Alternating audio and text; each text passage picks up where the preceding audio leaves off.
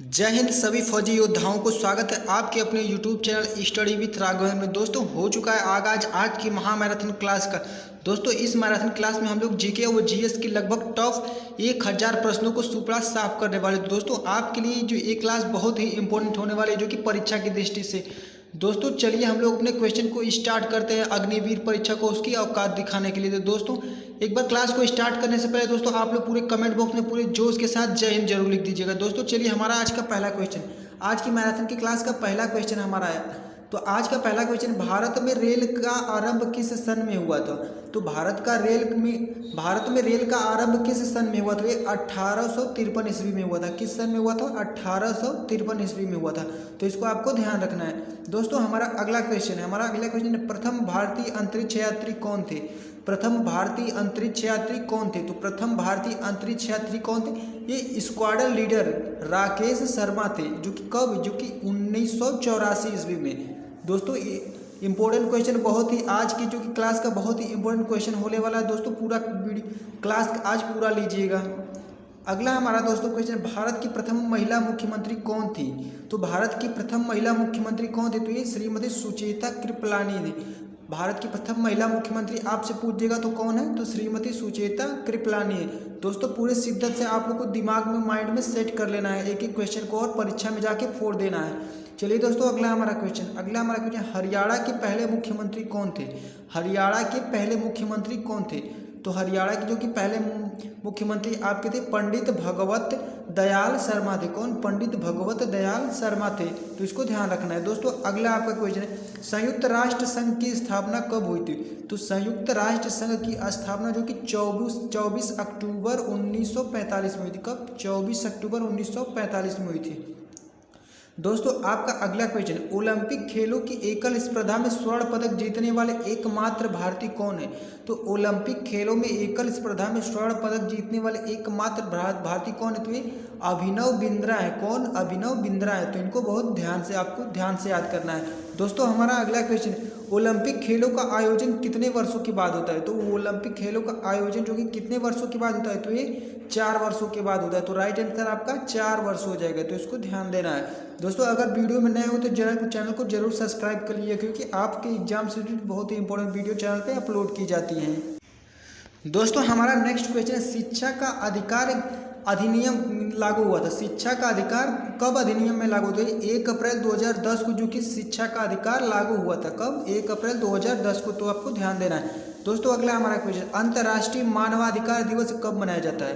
अंतर्राष्ट्रीय मानवाधिकार दिवस कब मनाया जाता है? ये 10 दिसंबर को मनाया जाता है। कब? 10 दिसंबर को मनाया जाता है। इसको ध्यान देना है। दोस्तों अगला हमारा क्वेश्चन, संयुक्त राष्ट्र संघ का 193वां सदस्य देश कौन सा बना? तो संयुक्त राष्ट्र संघ का 193वां सदस्य कौन देश बना? तो ये दक्षिण सूडान बना। कौन? दक्षिण सूडान बना है। तो इसको भी आपको ध्यान में देना है बहुत अच्छे से। दोस्तों अगला हमारा क्वेश्चन है, किस विटामिन की कमी से खून का रुकाव बंद नहीं होता? किस विटामिन की कमी से खून का रुकाव बंद नहीं होता? ये विटामिन के की। दोस्तों विटामिन के की बात करते हैं, जो कि विटामिन के रक्त की थक्का बनने में सहायक होते हैं, जिससे खून का रुकाव बंद होता है। तो इसलिए विटामिन के जो कि इंपॉर्टेंट क्वेश्चन है।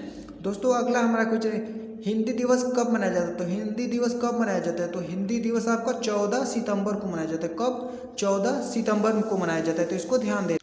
दोस्तों हमारा अगला क्वेश्चन, संविधान के किस अनुच्छेद द्वारा हिंदी को राष्ट्रभाषा घोषित किया गया था?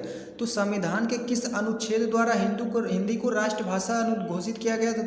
अनुच्छेद यानी आर्टिकल 343 के तहत हिंदी को राजभाषा यानी राष्ट्रभाषा घोषित किया गया था। फिर देखिए हमारा अगला क्वेश्चन है। दोस्तों हमारा अगला क्वेश्चन बहुत ही इंपॉर्टेंट है, जलियांवाला बाग हत्याकांड में गोली चलाने का आदेश किसने दिया था? तो ये कौन दिया था? जनरल डायर ने दिया था। कौन दिया था गोली चलाने का आदेश? जनरल डायर ने दिया था। तो इसको ध्यान देना है आपको। फिर देखिए दोस्तों हमारा अगला क्वेश्चन है, काकोरी ट्रेन डकैती। अगला हमारा क्वेश्चन है, काकोरी ट्रेन डकैती के नायक कौन थे? जो कि काकोरी एक जगह है का नाम है, उसमें ट्रेन की डकैती हुई थी। तो उसके नायक कौन थे? तो उसके नायक थे राम प्रसाद बिस्मिल थे। कौन? उसके नायक जो कि राम प्रसाद बिस्मिल थे। तो इसको ध्यान देना है। दोस्तों अगला हमारा क्वेश्चन, स्वतंत्र भारत के प्रथम महाराज्यपाल कौन थे? स्वतंत्र भारत के प्रथम महाराज्यपाल कौन थे? लॉर्ड माउंटबेटन थे। कौन? लॉर्ड माउंटबेटन थे। इसको ध्यान देना है। दोस्तों हमारा अगला क्वेश्चन है, वर्ष 1919 में यानी जलियांवाला बाग हत्याकांड कहाँ हुआ। दोस्तों इसमें देखिए दो क्वेश्चन छिपा है। जलियांवाला बाग हत्याकांड कब हुआ, तो ये वर्ष 1919 में हुआ था। कब? 1919 में हुआ था। अगर बात करें आपको एग्जैक्ट डेट की, तो एग्जैक्ट डेट जो कि 13 अप्रैल 1919 को हुआ। तो कब? 13 अप्रैल 1919 को हुआ था। तो कहाँ पे हुआ था, तो ये अमृतसर में हुआ। तो कहाँ? अमृतसर में हुआ। अमृतसर कहाँ पे है? पंजाब में। या अमृतसर में मशहूर जो कि क्या है, तो जो कि स्वर्ण मंदिर कहाँ पे? अमृतसर। बहुत क्वेश्चन पूछा जाता है कि स्वर्ण मंदिर कहाँ पे, तो स्वर्ण मंदिर कहाँ पे है? अमृतसर में। दोस्तों बात कर सकते हैं कि अमृतसर की नींव किसने रखी, तो अमृतसर की नींव किसने रखी, तो अमृतसर का नींव जो कि गुरु रामदास ने रखी। कौन? गुरु रामदास ने रखी। दोस्तों आपको कमेंट बॉक्स में बताना कि गुरु रामदास सिखों की कौन से नंबर के गुरु थे। दोस्तों कमेंट बॉक्स में इसको जरूर बताइएगा कि गुरु रामदास सिखों के कौन से गुरु थे। दोस्तों अगला आपका क्वेश्चन है, अगला आपका क्वेश्चन, नमक सत्याग्रह किस ईस्वी में प्रारंभ हुआ। तो नमक सत्याग्रह किस ईस्वी में प्रारंभ हुआ, तो ये 1930 में हुआ था। कब? 1930 में हुआ था। इसको ध्यान देना है।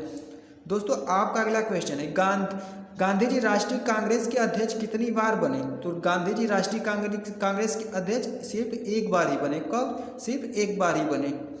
दोस्तों आपका अगला क्वेश्चन है, इंकलाब जिंदाबाद का नारा किसने दिया था। तो इंकलाब जिंदाबाद का नारा जो कि कौन दिया था? भगत सिंह ने दिया था। कौन? भगत सिंह ने दिया था। दोस्तों ये मैराथन की क्लास आपकी परीक्षा की दृष्टि से बहुत ही इंपॉर्टेंट होने वाली। दोस्तों जिन भी भाइयों ने अगर मेरी मैराथन की क्लास और जो कि 3 या फिर 4-5-100 प्रश्नों की मैराथन क्लास चलाई गई उसको नहीं ली, तो वो जाकर ले सकते हैं चैनल पे।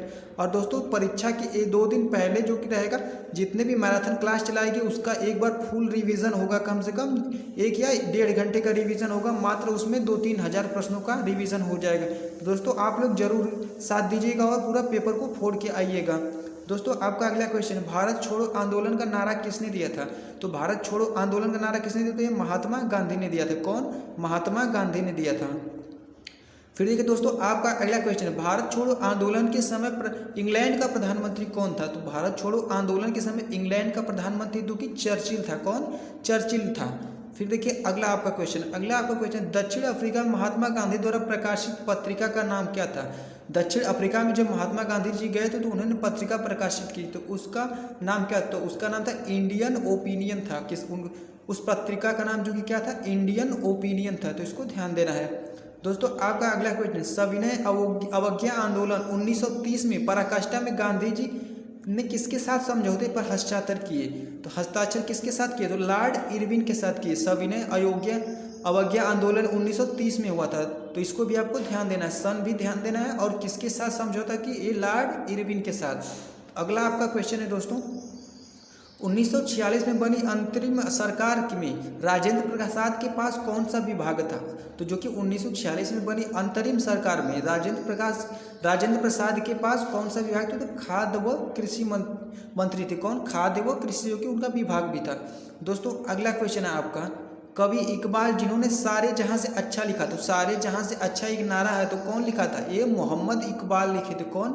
मोहम्मद इकबाल लिखे थे। तो वही बोला गया है यहाँ पे, कवि इकबाल जिन्होंने सारे जहां से अच्छा लिखा था, भारत के किस स्थान से संबंधित है। तो किस स्थान से संबंधित, वो पंजाब से है। कहाँ पे? पंजाब से संबंधित है। इसको ध्यान देना है।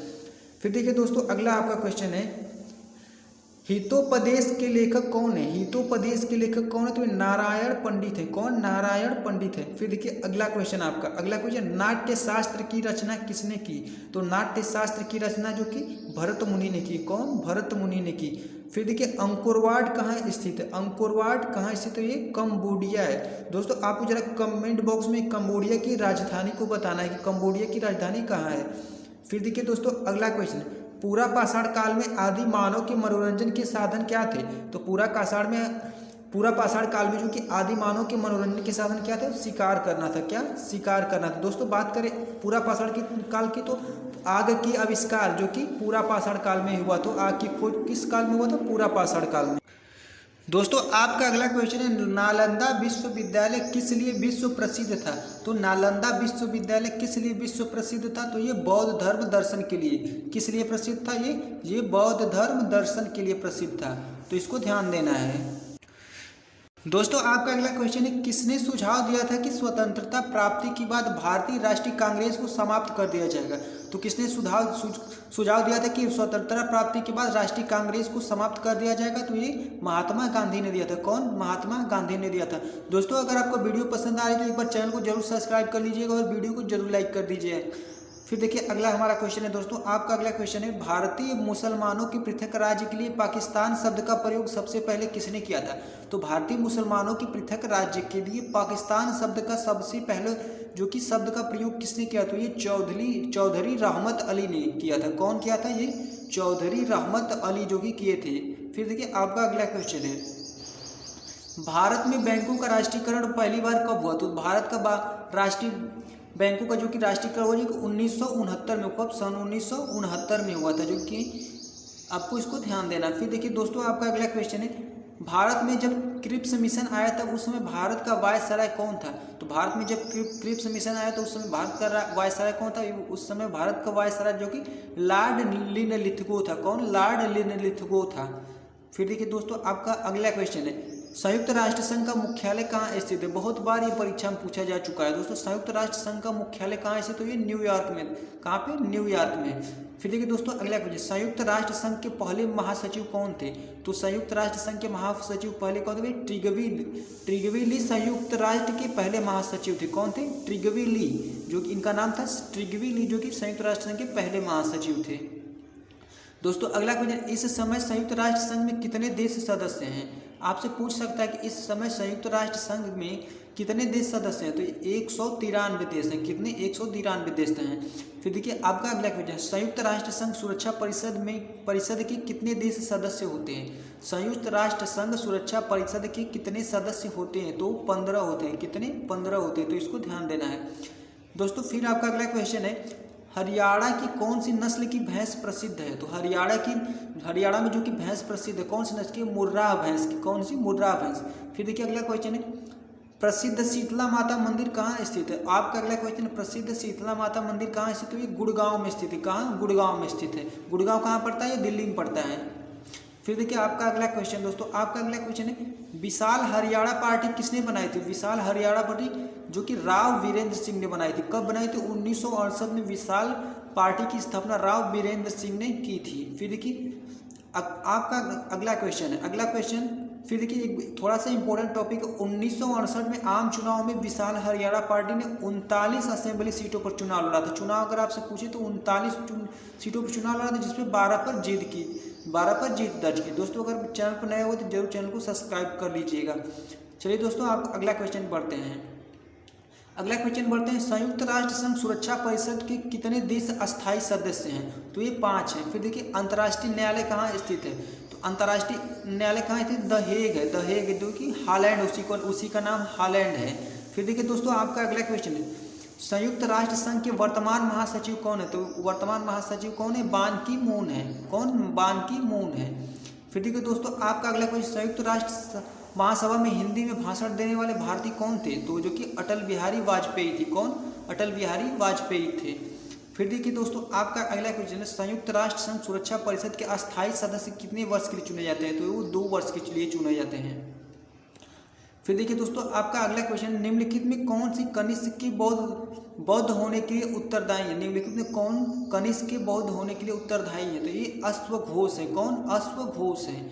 फिर देखिए आपका अगला क्वेश्चन है, आपका अगला क्वेश्चन, किस संगम युगीन राज्य के संरक्षण में 3 संगम का आयोजन किया गया? तो ये पांड्य, जो कि पांड्य संगम राज्य में जो कि 3 संगमों का आयोजन किया गया था। फिर देखिए दोस्तों आपका अगला क्वेश्चन है, आपका अगला क्वेश्चन, गुप्त वंश की किस शासक के सर्वप्रथम महाधिराज की उपाधि धारण की? गुप्त वंश के किस शासक ने सर्वप्रथम महाधिराज की उपाधि धारण की?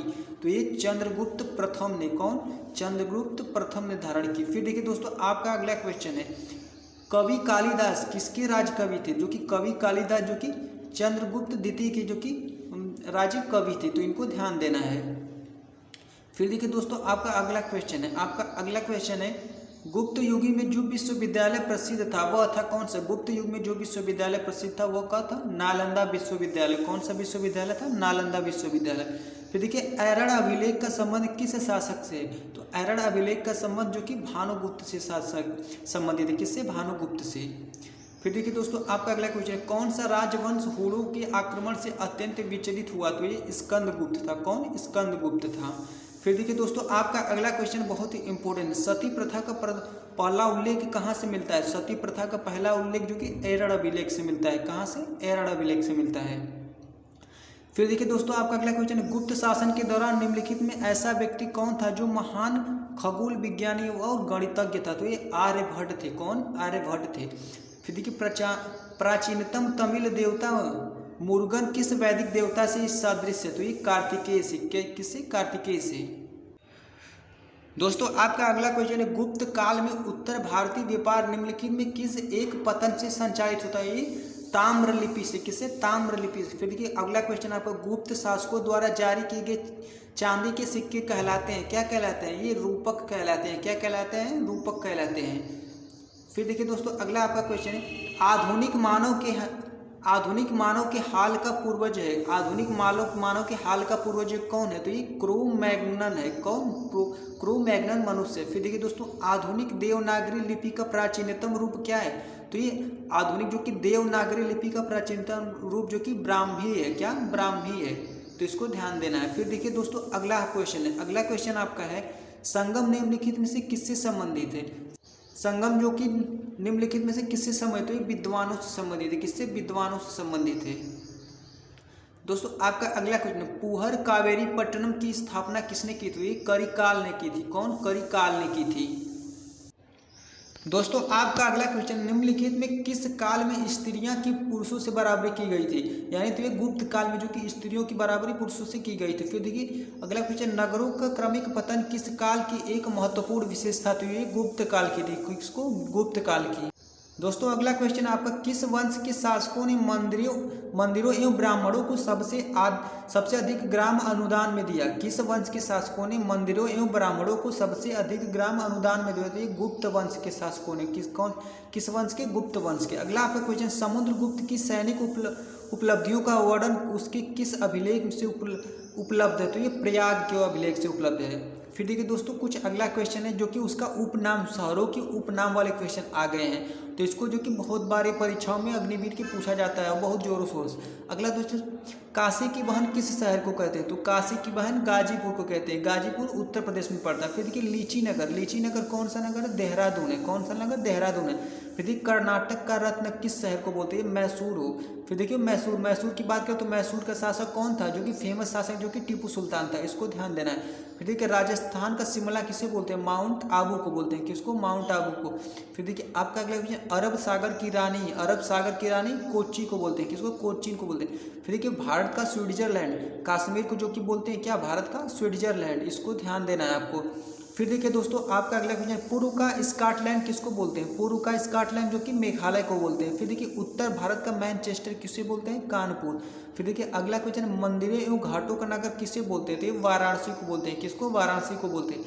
फिर धान का डलिया किस शहर को बोलते हैं, वो छत्तीसगढ़ को बोलते हैं। फिर अगला क्वेश्चन, भारत का पेरिस किसे बोलते हैं, जयपुर को बोलते हैं। किसको, जयपुर को बोलते हैं।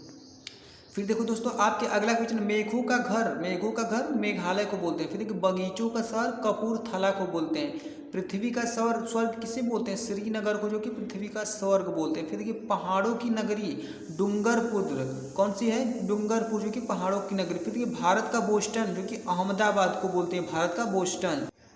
अगला हमारा दोस्तों है भारत का उद्यान किसे बोलते हैं, ये बेंगलुरु को बोलते हैं। किसको, बेंगलुरु। फिर देखिए गोल्डन सिटी अमृतसर, यानी स्वर्ण मंदिर कहाँ है, अमृतसर में, तो उसी को बोलते हैं गोल्डन सिटी अमृतसर में। फिर देखिए सूती वस्त्रों की राजधानी जो कि मुंबई को बोलते हैं, सूती वस्त्रों की राजधानी।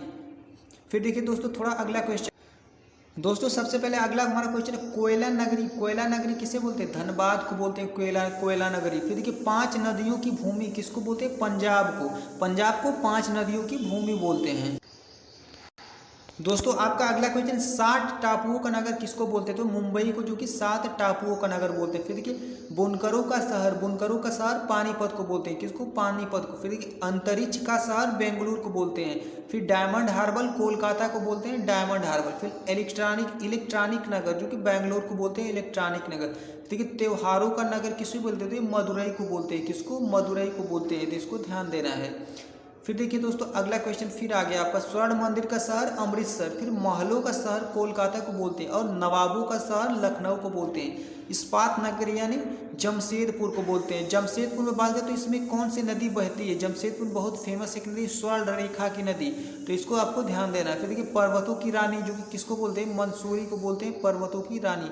फिर देखिए रैलियों का नगर किसे बोलते हैं? तो नई दिल्ली को बोलते हैं रैलियों का नगर।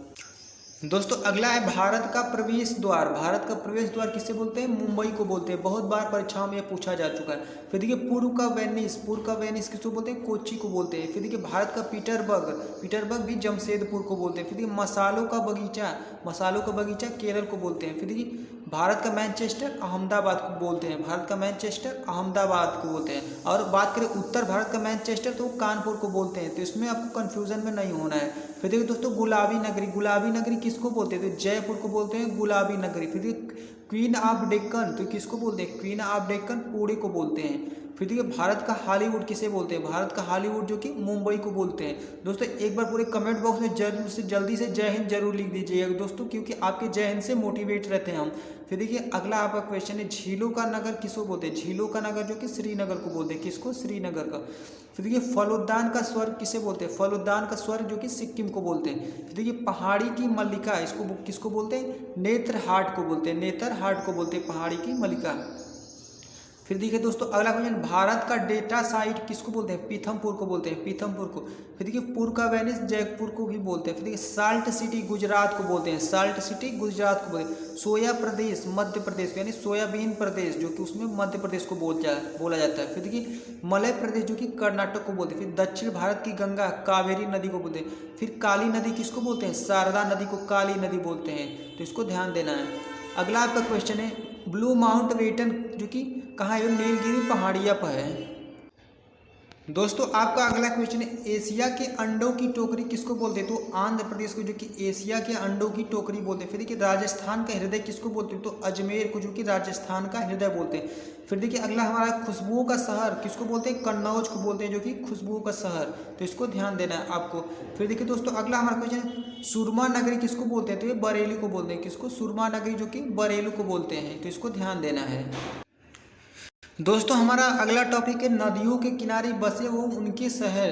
तो देखिए गोरखपुर किस नदी के किनारे बसा है? तो ये राप्ती नदी के किनारे बसा है। किस नदी के किनारे? राप्ती नदी के किनारे। गोरखपुर कहाँ स्थित है? वो उत्तर प्रदेश में। गोरखपुर में फेमस क्या है? जो कि एक चौरी चौरा कांड हुआ था जो कि गोरखपुर में हुआ था। फिर देखिए लखनऊ शहर किस नदी के किनारे है?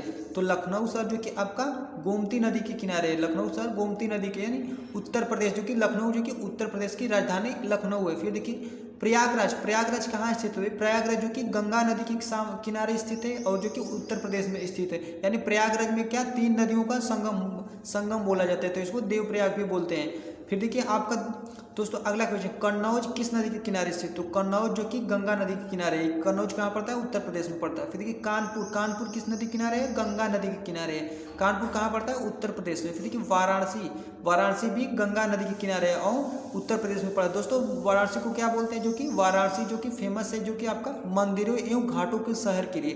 कानपुर की दोस्तों बात करें तो कानपुर जो कि चमड़ा उद्योग के लिए बहुत ही फेमस है। तो इन जगहों को भी आपको पूछ सकता है। फिर देखिए दोस्तों आपका अगला क्वेश्चन, जौनपुर किस नदी के किनारे? तो ये गोमती नदी के किनारे है और कहाँ स्थित है? उत्तर प्रदेश में।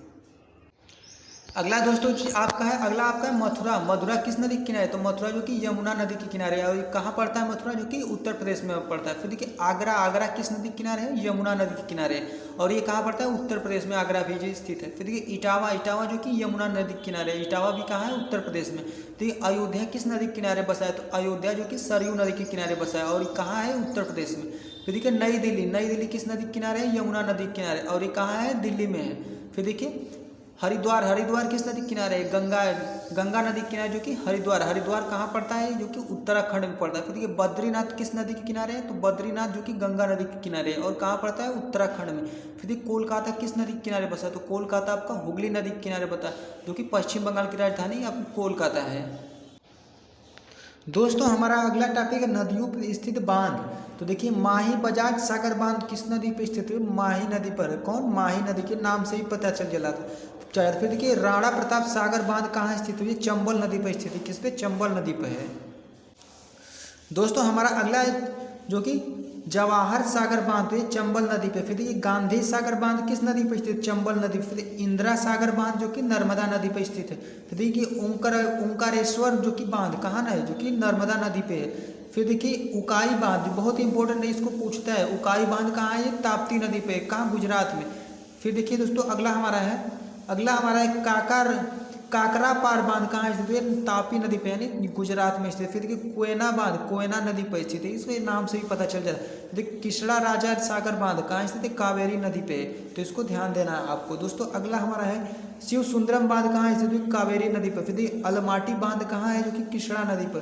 फिर तुंगभद्रा बांध कहाँ है? तुंगभद्रा नदी। फिर नागार्जुन सागर बांध कहाँ है? कृष्णा नदी पे। फिर देखिए पेचमापाद बांध ये कहाँ है? गोदावरी नदी। फिर देखिए श्रीशैलम बांध कहाँ है? कृष्णा नदी पे।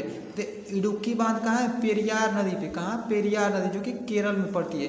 फिर देखिए अगला हमारा है मेट्टूर बांध, जो कि कावेरी नदी पे तमिलनाडु में पड़ता है। दोस्तों अब जो कि टॉपिक हमारा आ गया, जो कि शहर है उसके उपनाम यानी शहरों में जो कहाँ कहाँ स्थित है। तो आगरा का किला कहाँ स्थित है? तो आगरा का जो कि किला स्थित है कहाँ? उत्तर प्रदेश में। फिर अजंता की गुफाएं कहाँ स्थित है? महाराष्ट्र में। फिर एलोरा की गुफाएं भी कहाँ स्थित है? महाराष्ट्र में। फिर ये ताजमहल कहाँ स्थित है? उत्तर प्रदेश में।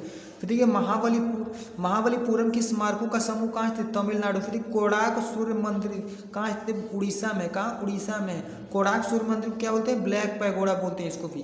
फिर देखिए गोवा के ईसाई घर एवं मठ कहाँ स्थित है? गोवा में स्थित। फतेहपुर सीकरी कहाँ स्थित है? उत्तर प्रदेश में। कहाँ? उत्तर प्रदेश में। फिर देखिए अगला आपका क्वेश्चन, दोस्तों अगला आपका क्वेश्चन हम्पी के स्मारकों का समूह कहाँ है? कर्नाटक में। फिर देखिए खजुराहो की स्मारक का समूह कहाँ है? मध्य प्रदेश में। फिर एलिफेंटा गुफाएं कहाँ स्थित है? महाराष्ट्र में। फिर देखिए ग्रेट लिविंग चोल मंदिर कहाँ स्थित है? जो कि तमिलनाडु में है। फिर देखिए पतक दल की स्मारक का समूह कहाँ है? ये कर्नाटक में है। फिर देखिए सांची के बौद्ध धर्म का स्मारक कहाँ है? मध्य प्रदेश में है। दोस्तों अगला हमारा है हुमायूं का मकबरा, जो कि हुमायूं का मकबरा जो कि दिल्ली में स्थित है। फिर कुतुब मीनार एवं इसकी स्मारक कहाँ है? दिल्ली में स्थित है, तो इसको ध्यान देना है। फिर देखिए दोस्तों अगला हमारा क्वेश्चन है नदियों के किनारे बसे शहर। तो जो कि अयोध्या किस नदी के किनारे बसा है? सरयू नदी के किनारे। फिर नई दिल्ली यमुना नदी के किनारे। हरिद्वार गंगा नदी के किनारे। फिर बद्रीनाथ गंगा नदी के किनारे। कोलकाता हुगली नदी के किनारे। अहमदाबाद साबरमती नदी के किनारे। फिर कटक महानदी के किनारे। फिर डिब्रूगढ़ ब्रह्मपुत्र नदी के किनारे ये बसा है। फिर देखिए दोस्तों अगला हमारा है गुवाहाटी कहाँ स्थित है? ब्रह्मपुत्र नदी के किनारे। जबलपुर नर्मदा नदी के किनारे। ग्वालियर चंबल नदी के किनारे। पटना जो कि गंगा नदी के किनारे। फिर देखिए विजयवाड़ा किस नदी के किनारे? कृष्णा नदी के किनारे।